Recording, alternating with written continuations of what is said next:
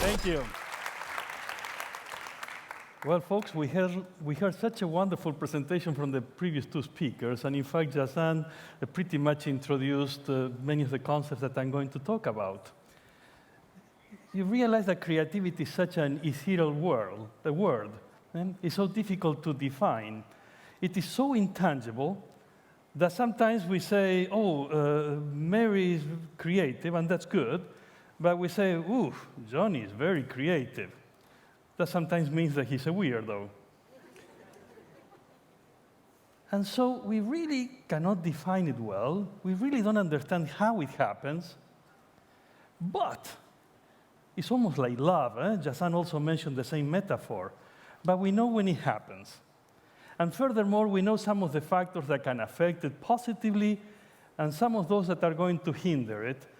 And that's basically what I would like to accomplish here today with you. Let's see if we can come up with an equation for creativity. Because if we understand what are the factors involved in creativity, we may be able to educate better and to manage our lives to remain more creative. So that's the goal. And the goal is also not to demystify it. So let's start with some of the slides. For centuries, we have been thinking that creativity is always emerges in times of crisis or when there is anguish. And that has gone from Plato to Einstein, and is universal throughout our history. And in fact, there are plenty of needs today in the world. From a human personal point of view, we would like to be all we can be. From a societal point of view, folks, we're facing huge problems. We have all the issues related to population growth, inequality around the world, the consequences of energy and the environment. In fact, here today we sit at the top of the dome of the largest oil field in the world. I mean, we are today here, geographically speaking, we are in such a unique place in the world. However, oil and Saudi Arabia, the Saudi Arabia of oil, started with your grandparents and will finish with your grandchildren. So yes, we have a crisis, and we have a sense of urgency. And so what are we going to do about it? Look, I think of creativity as one of those manifestations of human spirit among people who really excel. And we have so many examples today. We have the audacious architects. We have Jane Goodall, who spent her life trying to understand chimpanzees. We have Einstein, who made a revolution from Newtonian mechanics to today's world that actually GPS exists because of him, and so many other things. And we saw last week, as the first speaker told us, that finally a person has run the marathon in less than 2 hours. All these are examples of excellence. And there are common characteristics in excellence, the Pavarottis of the world, the great painters of the world. And so what are those common characteristics is part of the goals that I would like to discover. And I have to say that sports give us magnificent examples and so many lessons that if you remember nothing from today's presentation, just remember to watch sports with a thoughtful eye, because there are so many lessons to be learned. I will try to walk through some of them today with you. So look at that. On the left-hand side, you have the young and upcoming stars. On the right-hand side, you have those who, under all expectations, they are post-peak. But there it is, Messi playing exceptional soccer still today, even though the peak for soccer may be in the mid-20s. And you have Serena Williams, who is playing wonderful tennis, probably 15 years older than the peak in tennis. So some people remain exceptional, and you can think of Federer and Nadal. Some people remain exceptional for many more years beyond what society expects. But the point that I'm trying to make here is that there is a peak in time in our lifetime for creativity. Now, whenever you see a curve like that, that goes up and down, you have to think, what makes it go up and what makes it come down. So there have to be, behind this curve, there have to be two big forces.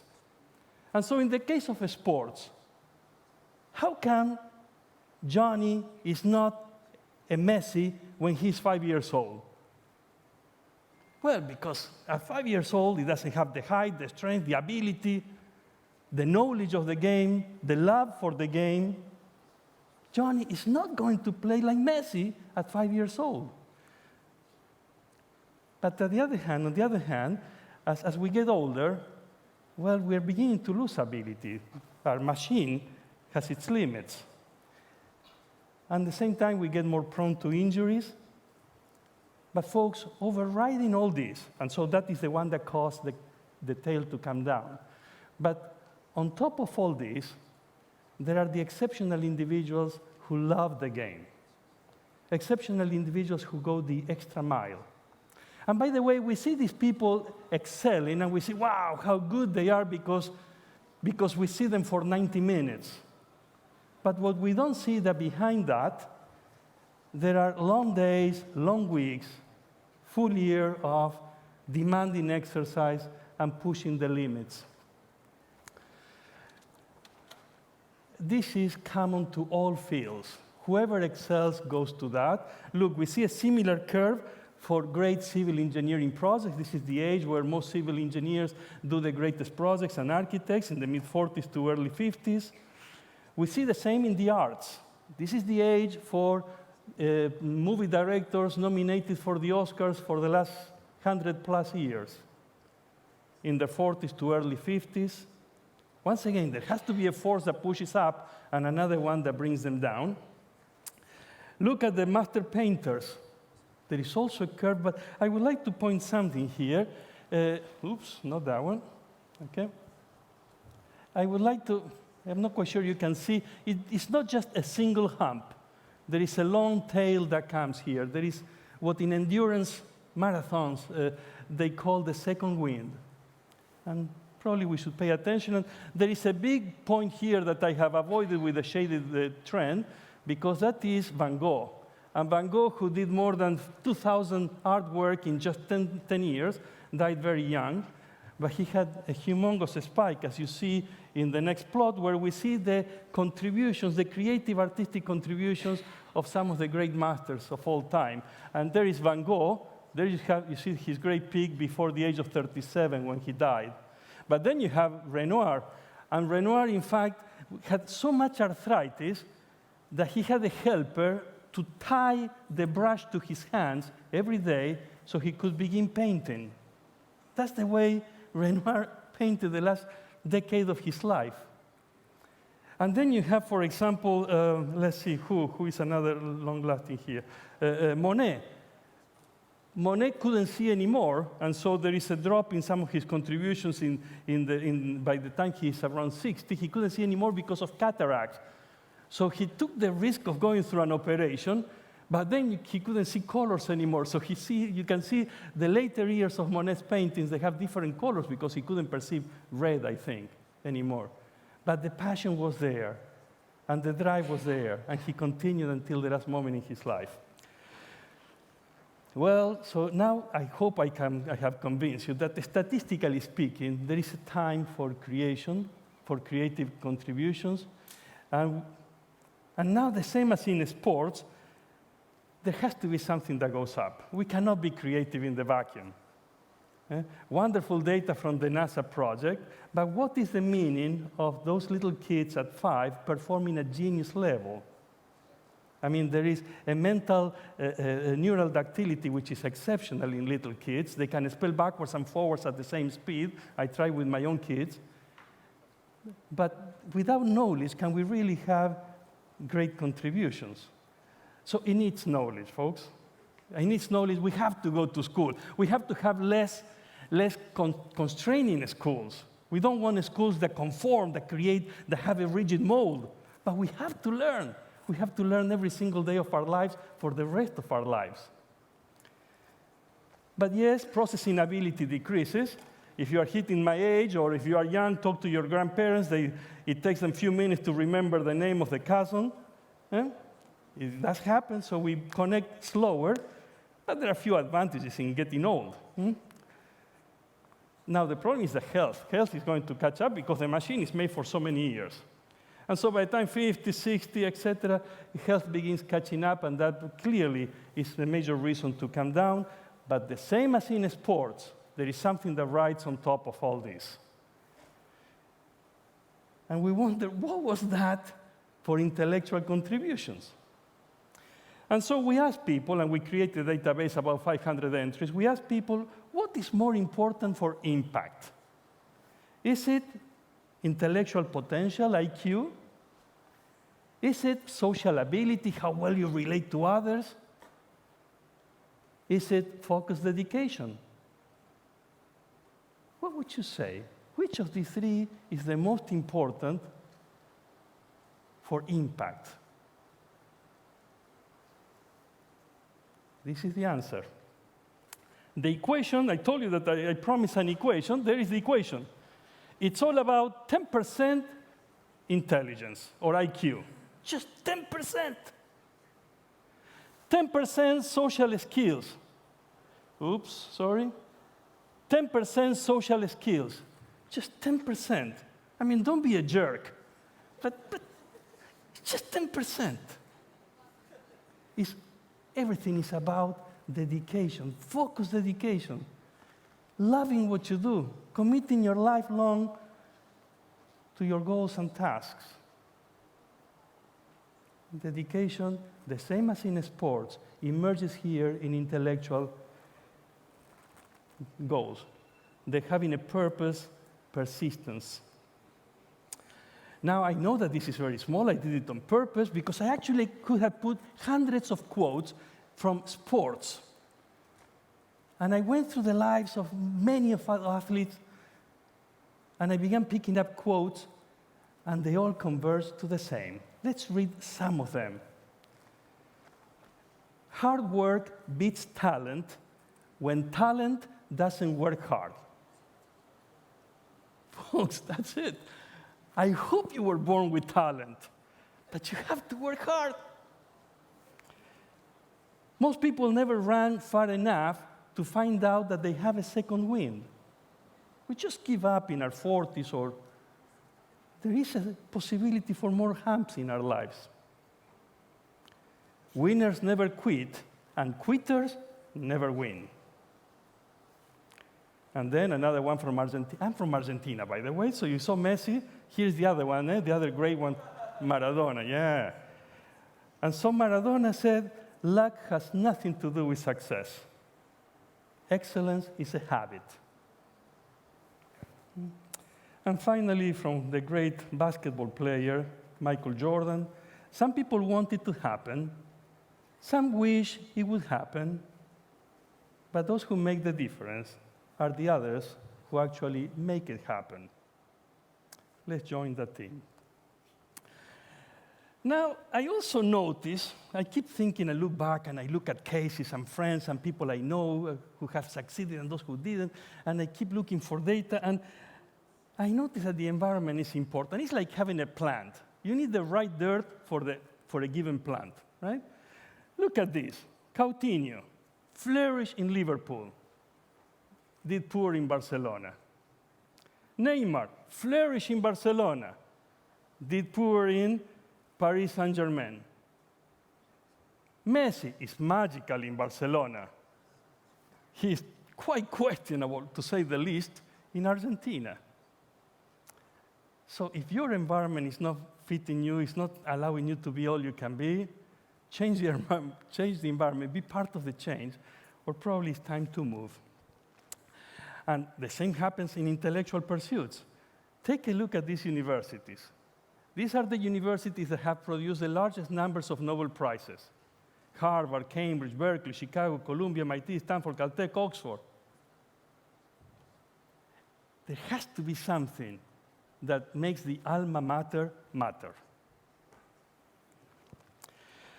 The last one I would like, the last ingredient in this soup that we're making, in the theory of creativity, is I've been observing many people, looking back, that they reinvented themselves over and over again. Case in point, Picasso. Picasso produced more than 13,000 artwork. And this is actually plotted every single one of them, and this is the peaks.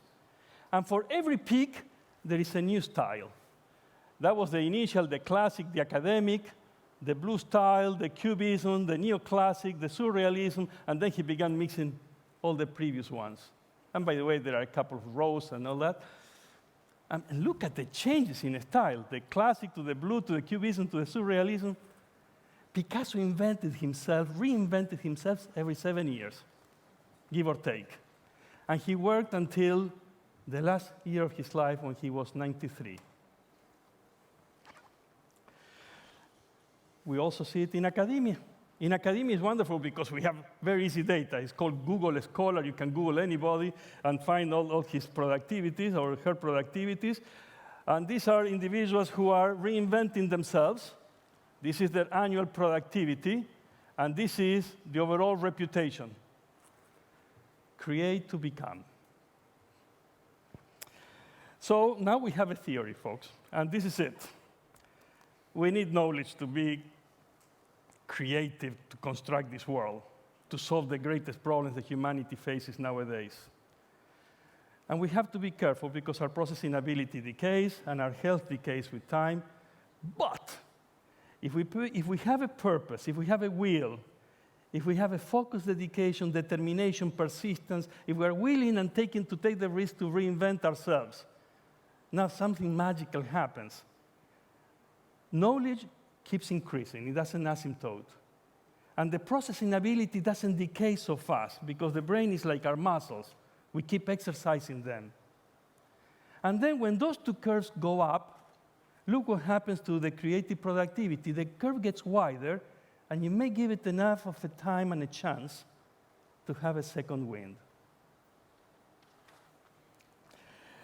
I would like to conclude with 2 or 3 more slides to highlight the fact that we don't live in isolation, and we are part of a whole network that makes society work.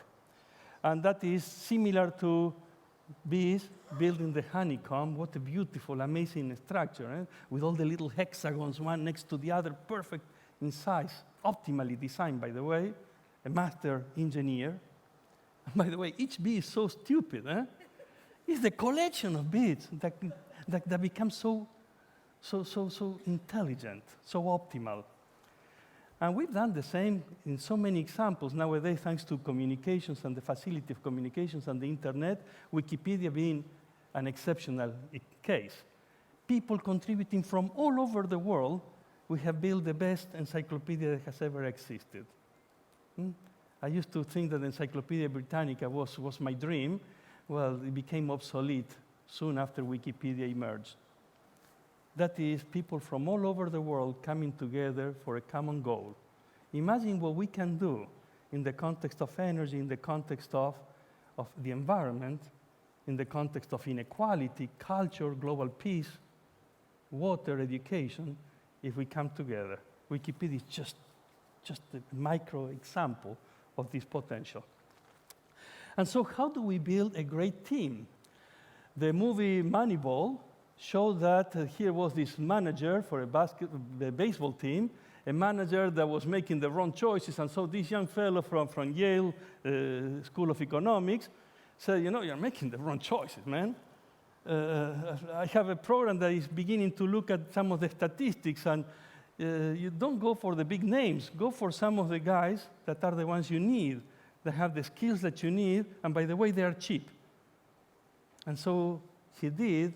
And then the Oakland Athletics won the series, etc. It was a tremendous success that has been copied over and over throughout baseball and all sports, Liverpool included lately. And that is the origin of sports analytics. But it's not just recognizing the talent and purchasing talent or bringing it to the team. Here are 2 examples. This is the Argentinian national team. Must be the team in the world with the largest number of players in Major League Football. And the other one is the Iceland national team. The coach works part-time as a dentist. The goalkeeper is an actor.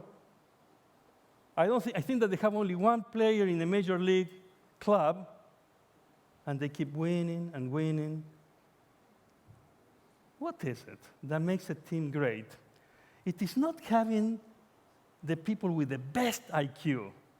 It is not having the individual with the best IQ, let's say the Messi. It is having a team of good people that are working together with a team spirit and that respect each other. And then you can go back and read the history of the coaches. Coaches weren't so important until the 1950s, by the way. And then coaches all of a sudden have become such a great public figures. Eh?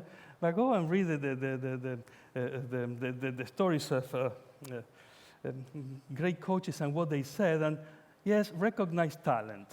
Train people to reduce their weaknesses, but then let them play with their strengths. It's something that we should do more in education. Empower players. Know the game. Live for it. Love it. Have a plan, but conceive alternatives.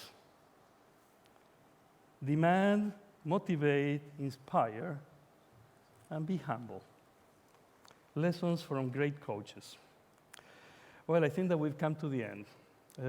Innovation, creativity is needed in time of crisis, and we all live in some form of challenges continuously, from the personal, the social, today the global challenges. And yes, there's almost, we don't know what it is, but we can almost come up with a formula. We need knowledge. We need to keep up our intellectual agility. But we need to love what we do. We need to dedicate ourselves with persistence, with total commitment. And let's build great teams, because the problems that we are facing today are unprecedented. Folks, if you haven't visited yet, this is a sunset from KAUST. So if you haven't been on the west side of the kingdom, it's time for you to go and visit. It's an amazing place. It's a privilege to be part of KAUST. And there is a little bit of a demonstration here, so go and visit. But take-home message, life is an endurance game. There is no difference to any other aspects of sports. So let's go and excel. Thank you all.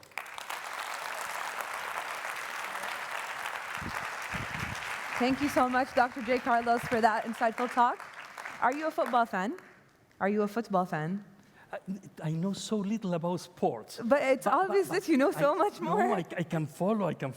Okay, great. So we have room for one question, if we have any questions in the audience. Not about sports. I see a hand over there on top.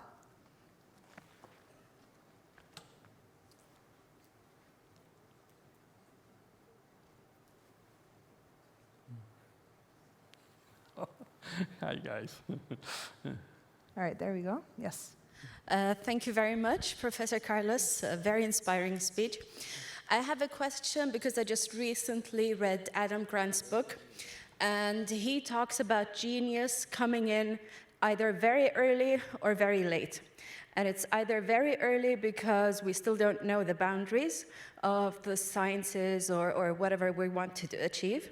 And that's why we think outside the box. Yeah. The other one is where we're actually building on a foundation, of a lifetime, and we kind of have a breakthrough at the end. Whereas what you showed was, the peak in the middle. How can we consolidate those two models? Thank you. Lovely question. So whenever we do these studies, there are two ways to approach them.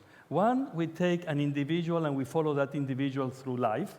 Or the other one, we stop right now, and I make an assessment of all of you here, and I plot that assessment versus age.